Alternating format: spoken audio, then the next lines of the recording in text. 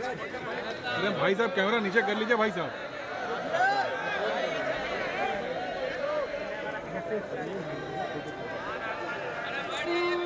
अरे नीचे कर लो भाई।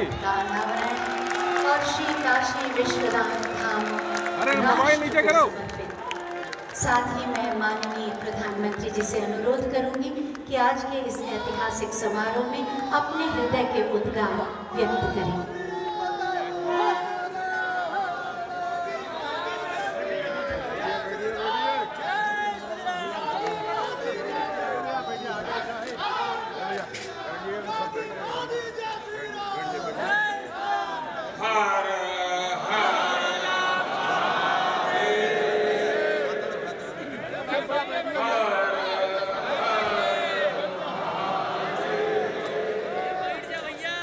नमः पार्वती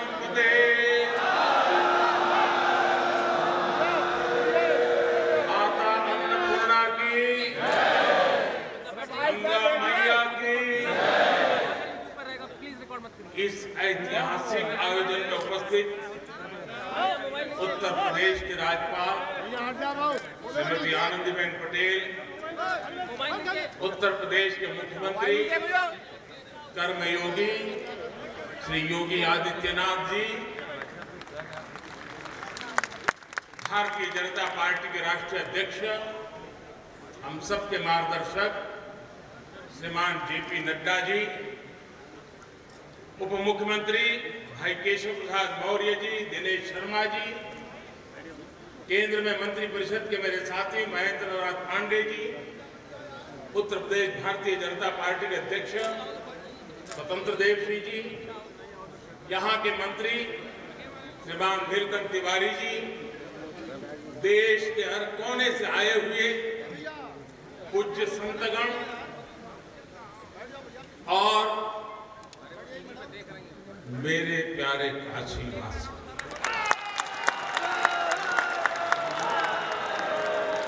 और देश विदेश से इस अवसर के साक्षी बन रहे सभी श्रद्धालु साथीगण, काशी के सभी बंधुओं के साथ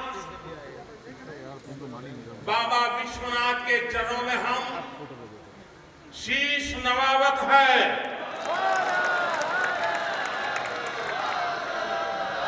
माता अन्नपूर्णा के चरणन का बार बार वंदन करत है। अभी मैं बाबा के साथ साथ नगर कोतवाल काल भैरव जी के दर्शन करके ही आ रहा।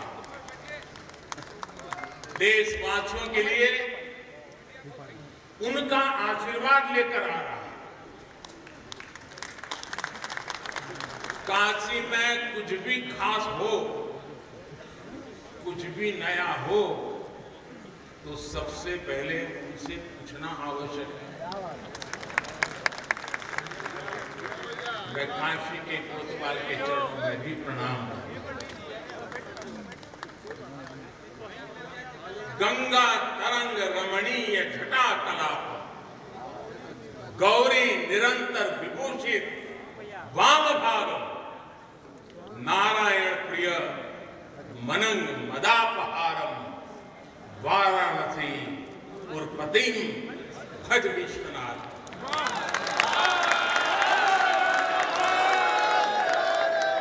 हम बाबा विश्वनाथ दरबार से देश दुनिया के उन श्रद्धालु जनन के प्रणाम करत है जो अपने अपने स्थान से इस महायज्ञ के साक्षी बनत हन। हम आप सब काशीवासी लोगन के प्रणाम करत है, जिनके सहयोग से इस शुभ घड़ी आयल है। हृदय गदगद है, मन आह्लादित है। आप सब लोगों के बहुत बहुत बधाई हो।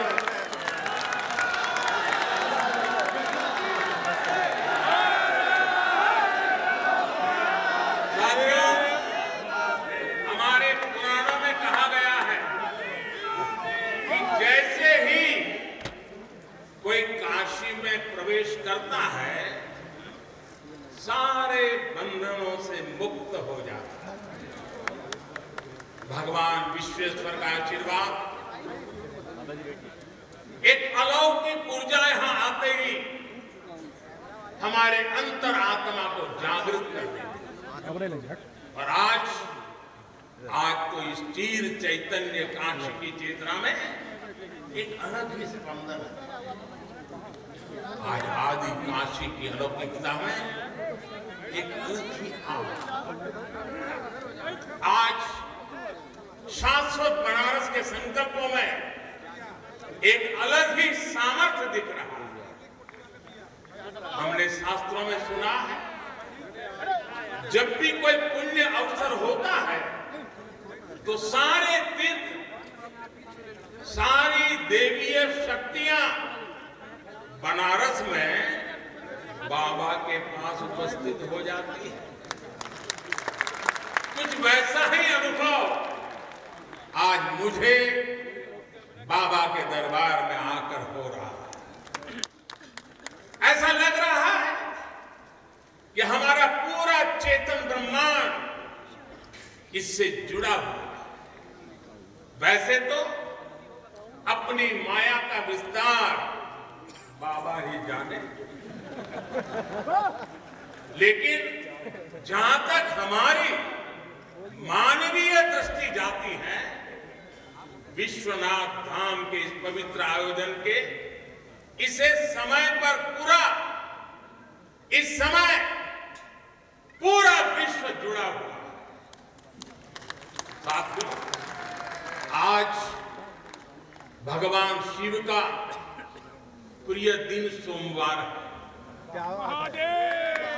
आज विक्रम संवत 2078 मार्गशीर्ष शुक्ल पक्ष दशमी तिथि एक नया इतिहास रच रही है।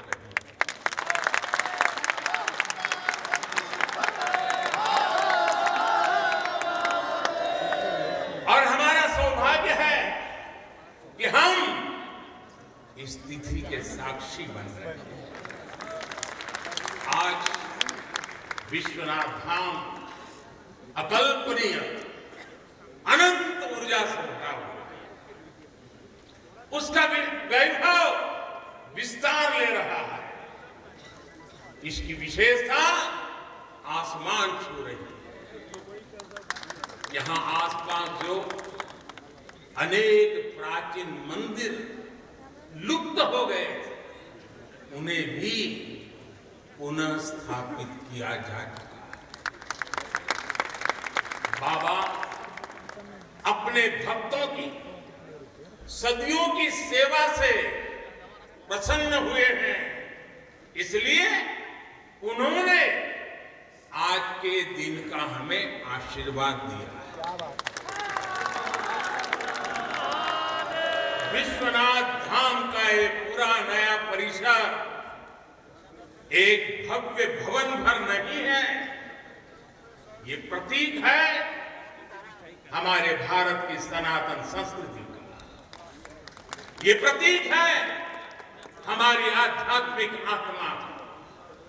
ये प्रतीक है भारत की प्राचीनता का, परंपराओं का, भारत की ऊर्जा का, गतिशीलता का।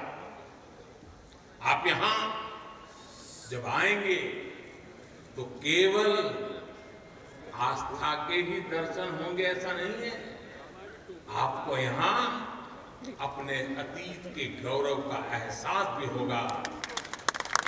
कैसे प्राचीनता और नवीनता एक साथ सजीव हो रही है, कैसे पुरातन की प्रेरणाएं भविष्य को दिशा दे रही हैं, इसके साक्षात दर्शन विश्वनाथ धाम परिसर में हम कर रहे हैं।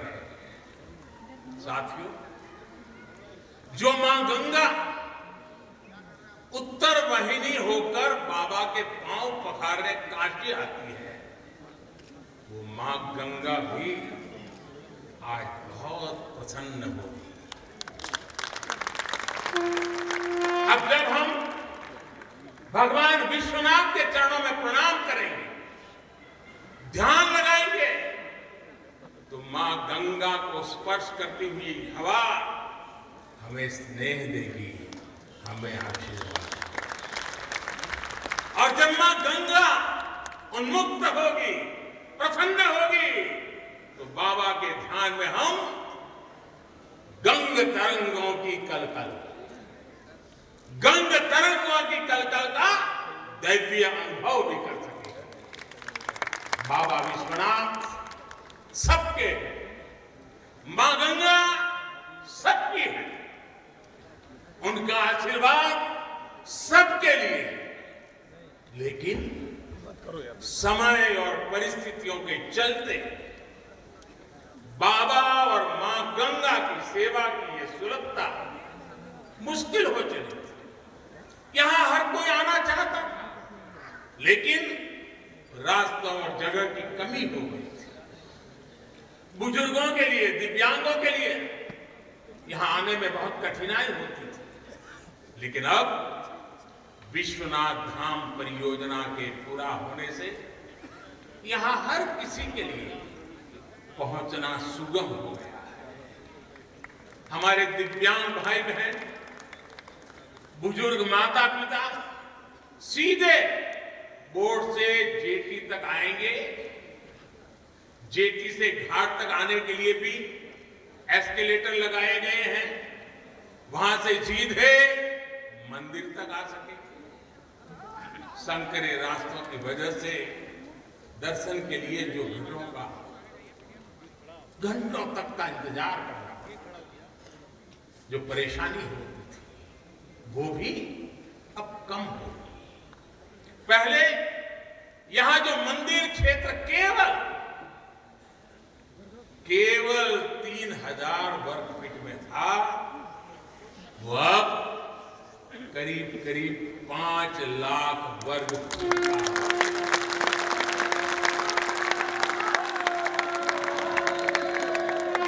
अब मंदिर और मंदिर परिसर में 50, 60, 70 हजार श्रद्धालु आ सकते हैं। यानी पहले मां गंगा का दर्शन स्नान और वहां से सीधे विश्वनाथ धाम, यही तो है। हर हर साथियों, जब मैं बनारस आया था तो एक विश्वास लेकर आया। विश्वास अपने से ज्यादा बनारस के लोगों पर था, आप पर था। आज हिसाब किताब का समय नहीं है, लेकिन मुझे याद है तब कुछ ऐसे लोग भी थे जो बनारस के लोगों पर संदेह करते थे। कैसे होगा ही नहीं, यहां तो ऐसे ही चलता है। ये मोदी जी जैसे बहुत आके गए।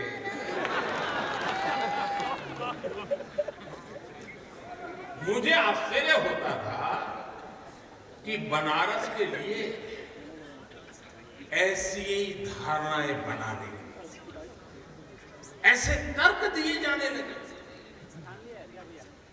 ये जड़ता बनारस की नहीं थी, हो भी नहीं सकती। थोड़ी बहुत राजनीति थी, थोड़ा बहुत कुछ लोगों का निजी स्वार्थ, इसलिए बनारस पर आरोप लगाए जा रहे थे। लेकिन काशी तो काशी है, काशी तो अविनाशी है। काशी में एक ही सरकार है, बाबा भोलेनाथ।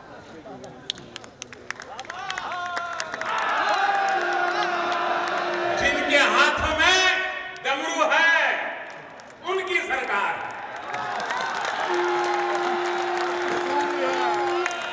जहां गंगा अपनी धारा बदलकर बहती हो, उस काशी को भला कौन रोक सकता है। काशी खंड में भगवान शंकर ने खुद कहा है, बिना मम प्रसादम वै कह काशी प्रतिपद्यते, अर्थात बिना मेरी प्रसन्नता के काशी में कौन आ सकता है, कौन इसका सेवन कर सकता है। काशी में महादेव की इच्छा के बिना न कोई आता है और न यहां उनकी इच्छा के बिना कुछ होता है। यहां जो कुछ होता है महादेव की इच्छा से होता है। ये जो कुछ भी हुआ है महादेव ने ही किया है।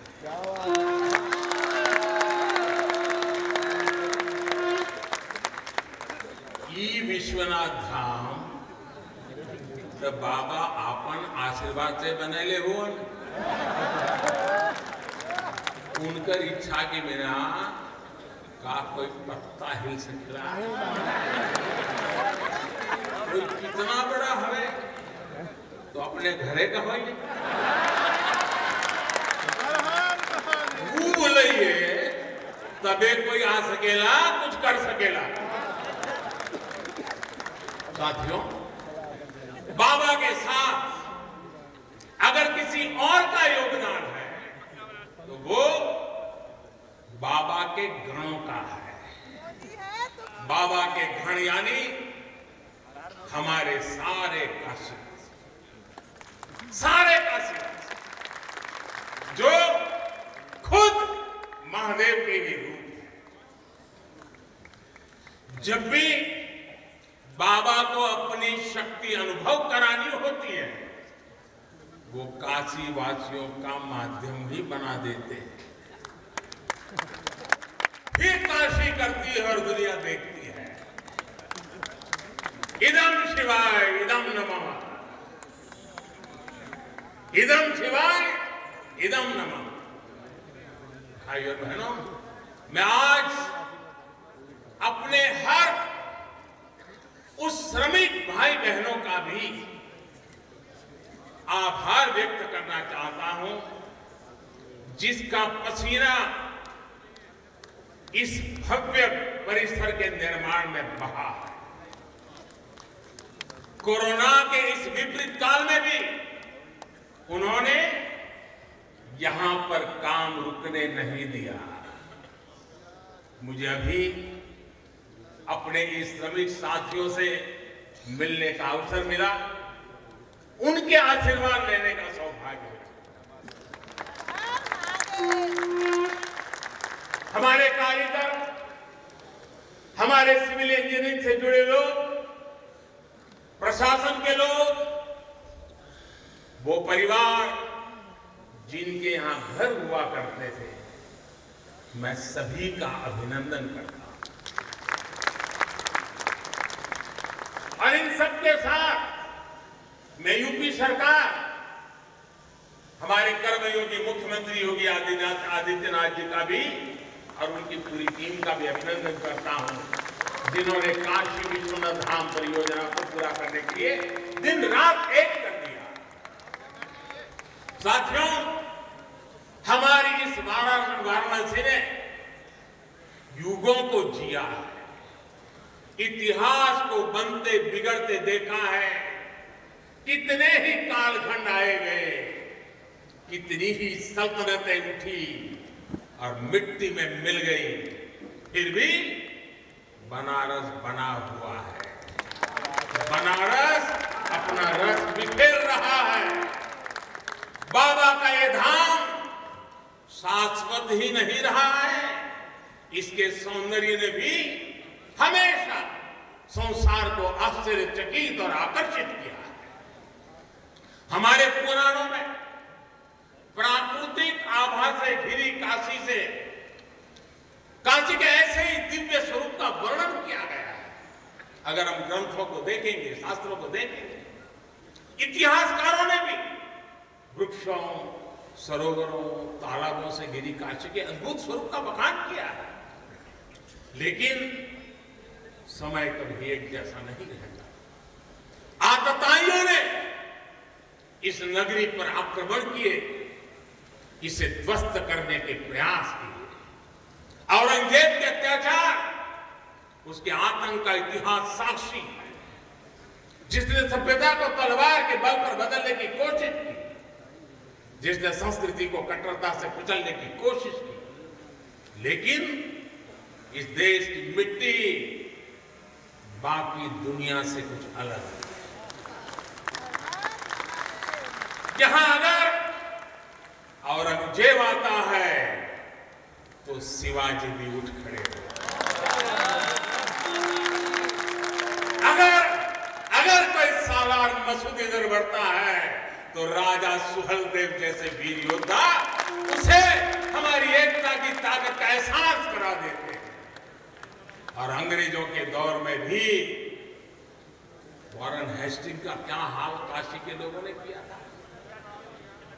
ये तो काशी के लोग समय समय पर बोलते रहते हैं और काशी की जुबान पे निकलता है, घोड़े पर होदा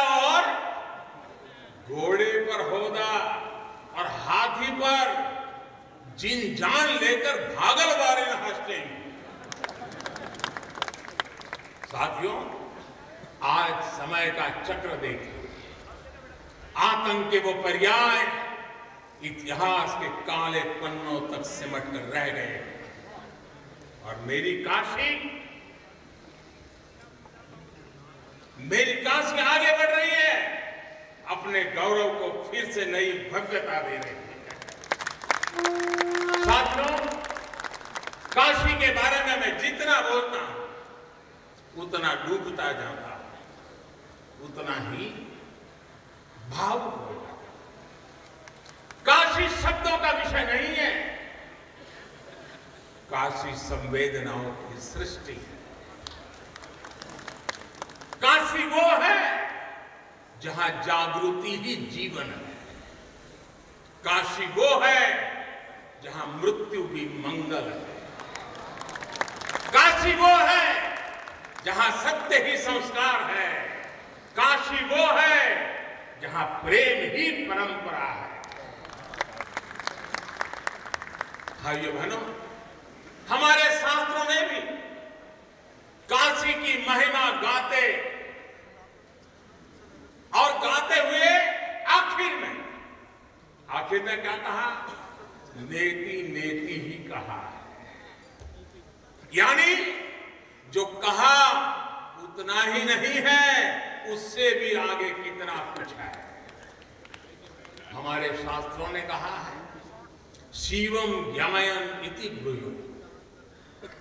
शिव शब्दार्थ चिंतका, अर्थात शिव शब्द का चिंतन करने वाले लोग शिव को ही ज्ञान कहते हैं।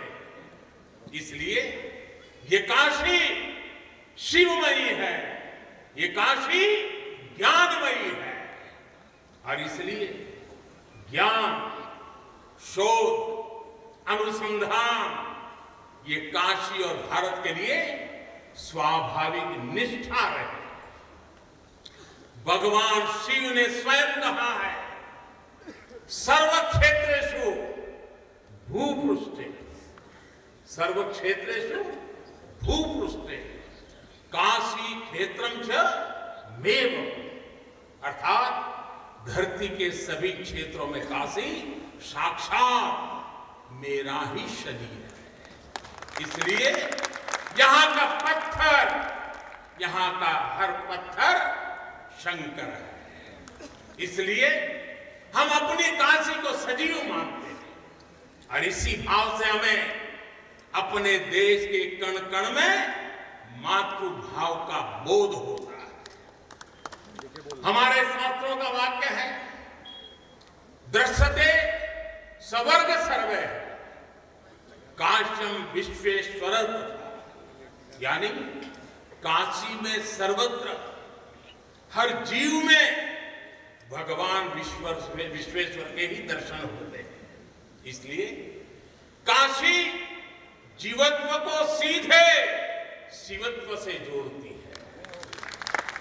हमारे ऋषियों ने भी कहा है, विश्वेश्वं शरणम यायाम समे बुद्धि प्रदाशित, अर्थात भगवान विश्वेश्वर की शरण में आने पर समबुद्धि व्याप्त हो जाती है।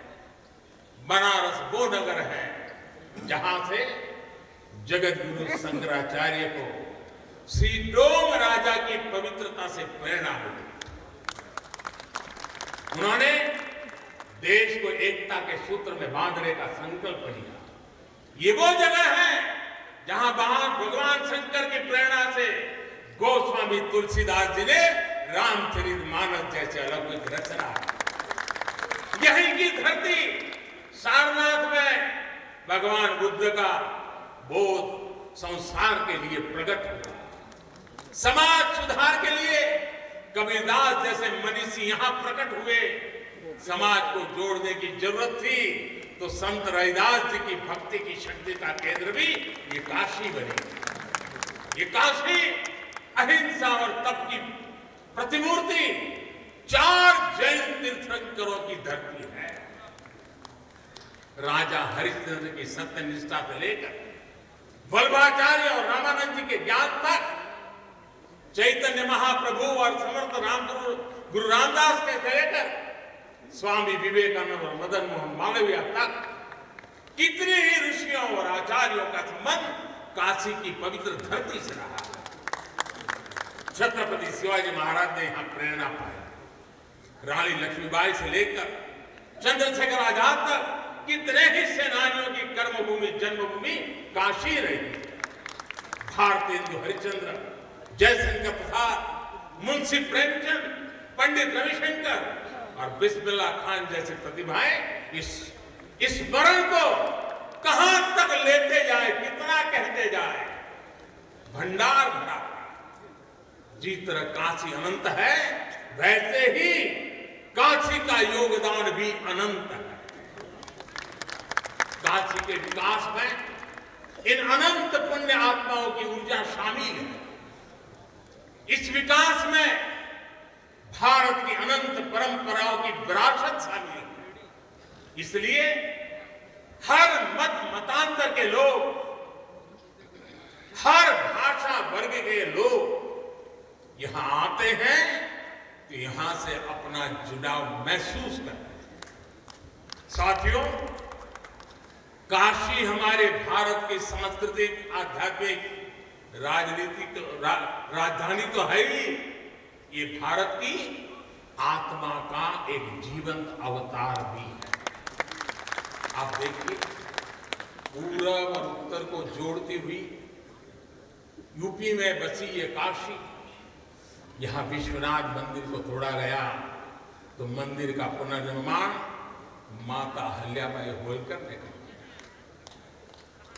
जिनकी जन्मभूमि महाराष्ट्र थी, जिनकी कर्मभूमि इंदौर, माहेश्वर और अनेक क्षेत्रों में थी। उन माता अहिल्याबाई होलकर को आज मैं इस अवसर पर नमन करता हूं। 200-250 साल पहले उन्होंने काशी के लिए इतना कुछ किया था। तब के बाद काशी के लिए इतना काम अब हुआ है। साथियों, बाबा विश्वनाथ मंदिर की आभा बढ़ाने के लिए पंजाब से महाराजा रणजीत सिंह ने 23 मण सोना चढ़ाया था। इसके शिखर पर सोना मढ़ाया था। पंजाब से पूज्य गुरु नानक देव जी भी काशी आए थे, यहां सत्संग किया था। दूसरे सिख गुरुओं का भी काशी से विशेष रिश्ता रहा। पंजाब के लोगों ने काशी के पुनर्निर्माण के लिए दिल खोलकर दान दिया था। पूर्व में बंगाल की रानी भवानी ने बनारस के विकास के लिए अपना सब कुछ अर्पण किया। मैसूर और दूसरे दक्षिण भारतीय राजाओं का भी बनारस के लिए बहुत बड़ा योगदान रहा है। एक ऐसा शहर है जहां आपको उत्तर, दक्षिण, नेपाली, लगभग हर तरह की शैली के मंदिर दिख जाएंगे। विश्वनाथ मंदिर इसी आध्यात्मिक चेतना का केंद्र रहा। अरबी विश्वनाथ धाम परिषद अपने भव्य रूप में इस चेतना को और ऊर्जा देगा। साथियों, दक्षिण भारत के लोगों की काशी के प्रति आस्था, दक्षिण भारत का काशी पर और काशी का दक्षिण भारत पर प्रभाव हम सब भली भांति जानते हैं।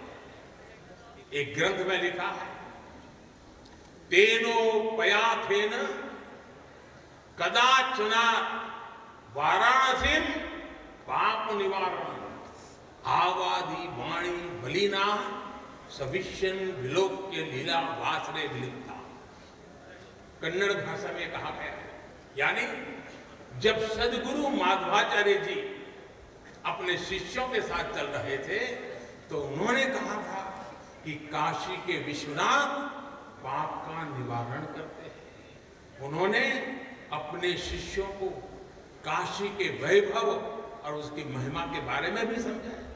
साथियों, सदियों पहले की ये भावना निरंतर चली आ रही है। मां कही सुब्रमण्यम भारती, काशी प्रवास ने जिनके जीवन की दिशा बदली थी, उन्होंने एक जगह लिखा है, तमिल में लिखा है, काशी नगर पुलवर पेशुब उरई दान कांजी इल के पदर पर खरूबी सेवो। यानी काशी नगरी के संत कवि का भाषण कांचीपुर में सुनने का साधन बनाएंगे। काशी से निकला हर संदेश ही इतना व्यापक है कि देश की दिशा बदल देता है।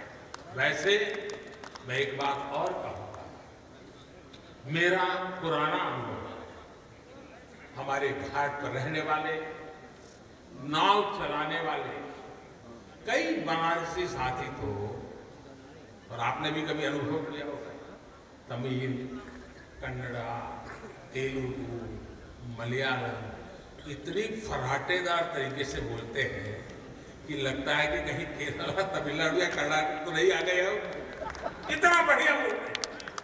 साथियों, भारत की हजारों सालों की ऊर्जा ऐसे ही तो सुरक्षित रही है, संरक्षित रही है।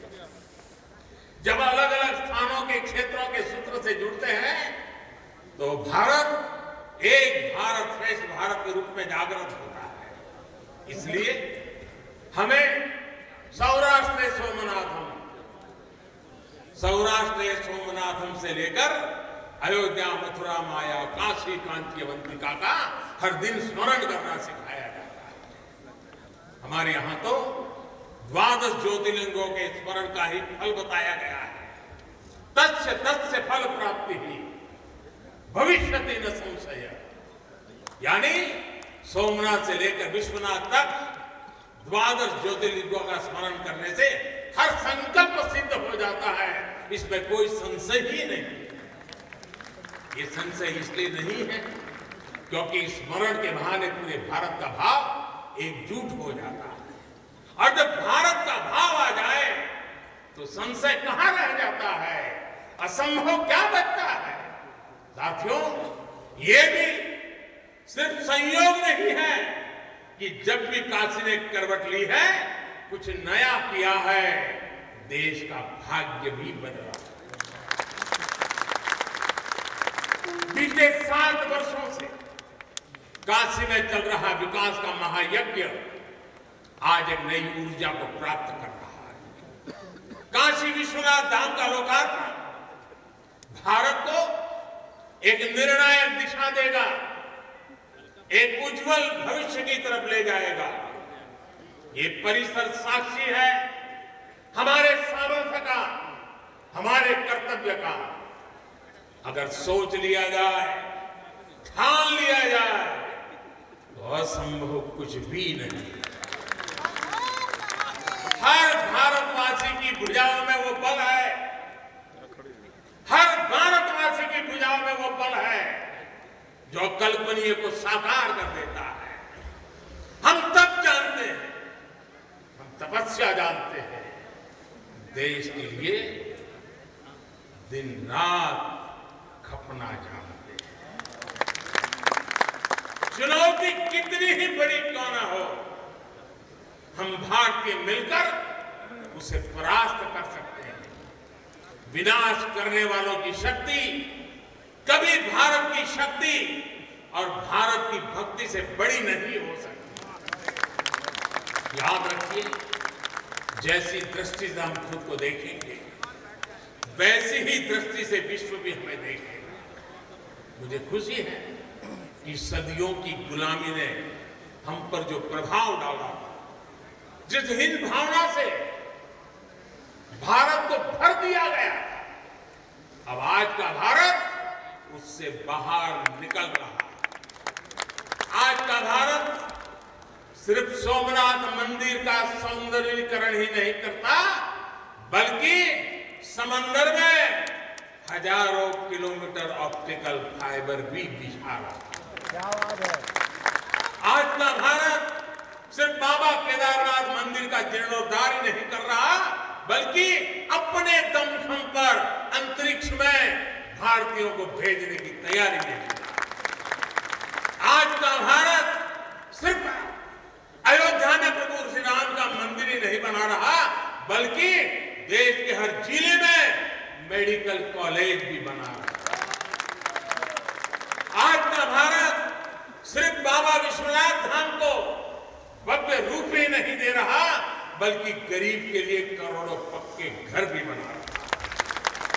साथियों, नए भारत में अपनी संस्कृति का गर्व भी है और अपने सामर्थ्य पर उतना ही भरोसा है। नए भारत में विरासत भी है और विकास भी है। आप देखिए, अयोध्या से जगतपुर आना जाना आसान बनाने के लिए राम जन्म की मार्ग का निर्माण हो रहा है। आज भगवान राम से जुड़े स्थानों को रामायण सर्किट से जोड़ा जा रहा है और साथ ही रामायण ट्रेन चलाई जा रही है।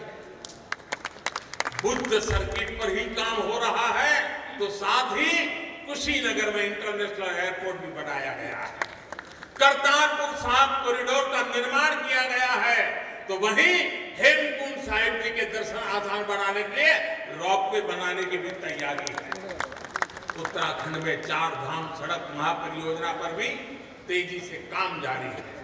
भगवान विठ्ठल के करोड़ों भक्तों के आशीर्वाद से श्री संत ज्ञानेश्वर महाराज पालकी मार्ग और संत तुकाराम महाराज पालकी मार्ग का भी काम अभी कुछ हफ्ते पहले शुरू हो चुका है।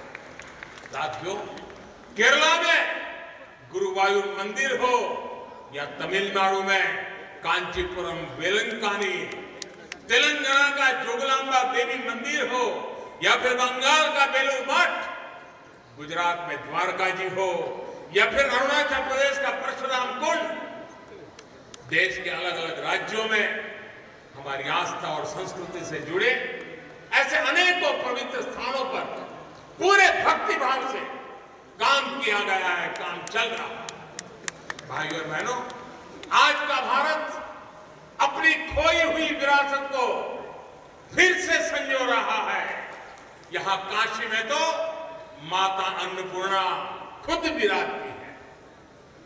मुझे खुशी है कि काशी से चुराई गई मां अन्नपूर्णा की प्रतिमा 1 शताब्दी के इंतजार के बाद, 100 साल के बाद अब फिर से काशी में स्थापित की जाती है। माता अन्नपूर्णा की कृपा से कोरोना के कठिन समय में देश ने अपने अन्न भंडार खोल दिए। कोई गरीब भूखा न सोए, इसका ध्यान रखा, मुफ्त राशन का इंतजाम किया। साथियों, जब भी हम भगवान के दर्शन करते हैं, मंदिर आते हैं, कई बार ईश्वर से कुछ मांगते हैं, कुछ संकल्प लेकर भी जाते हैं। कब जाना है? मेरे लिए तो जनता जनार्दन ईश्वर का रूप है। मेरे लिए हर भारतवासी ईश्वर का ही अंश है। जैसे सब लोग भगवान के पास जाकर के मांगते हैं, जब मैं आपको भगवान मानता हूं, जनता जनार्दन को ईश्वर का मानता हूं, तो मैं आज आपसे कुछ मांगना चाहूंगा। मैं आपसे कुछ मांगूंगा। मैं आपसे अपने लिए नहीं, हमारे देश के लिए 3 संकल्प चाहता हूं।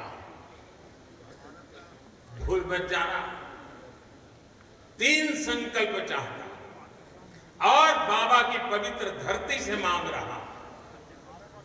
पहला स्वच्छता, दूसरा सृजन और तीसरा आत्मनिर्भर भारत के लिए निरंतर प्रयास।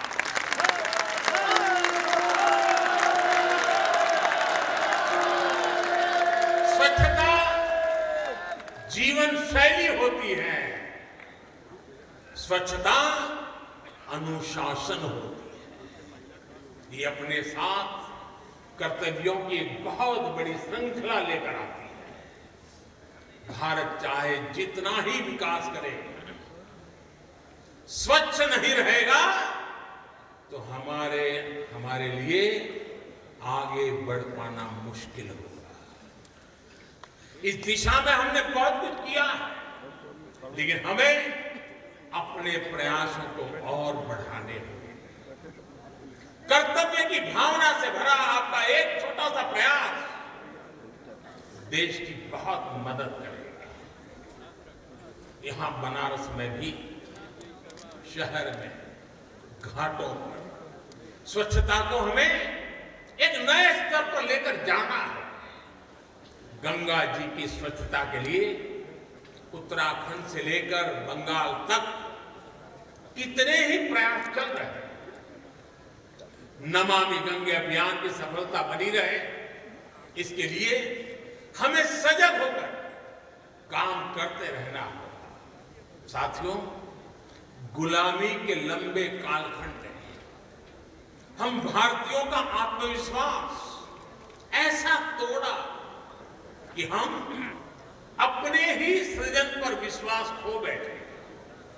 आज हजारों वर्ष पुरानी इस काशी से मैं हर देशवासी का आह्वान करता हूं,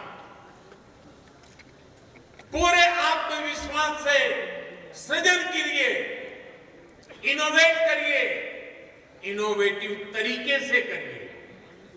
जब भारत का युवा कोरोना के इस मुश्किल काल में सैकड़ों स्टार्टअप बना सकता है, इतनी चुनौतियों के बीच 40 से ज्यादा यूनिकॉर्न बना सकता है, वो भी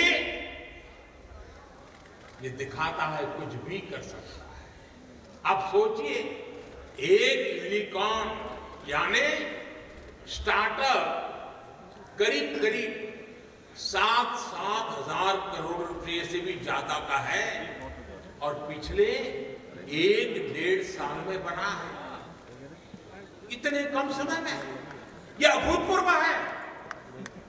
हर भारतवासी जहां भी है, जिस भी क्षेत्र में है, देश के लिए कुछ नया करने का प्रयास करेगा, तभी नए मार्ग मिलेंगे, नए मार्ग बनेंगे और हर नई मंजिल आकर रहेंगे।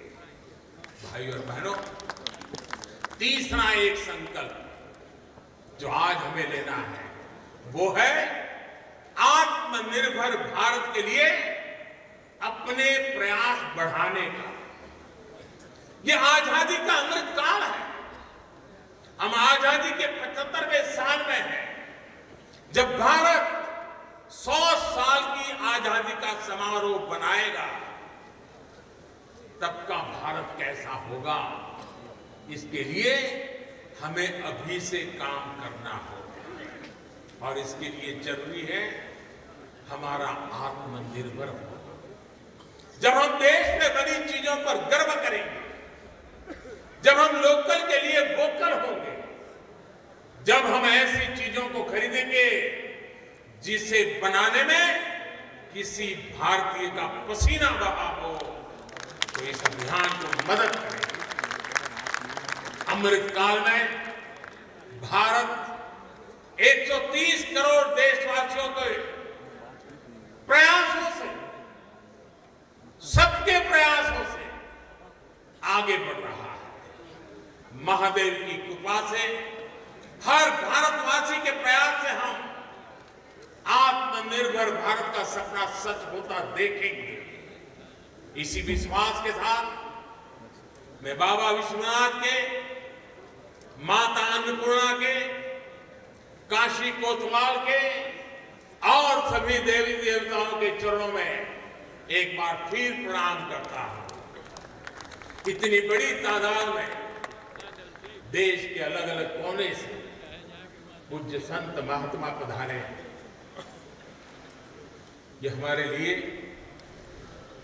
मुझ जैसे एक सामान्य नागरिक के लिए ये सौभाग्य की पल है। मैं सभी संतों का, सभी पूज्य महात्माओं का सर झुका करके हृदय से अभिनंदन करता हूं, प्रणाम करता हूं।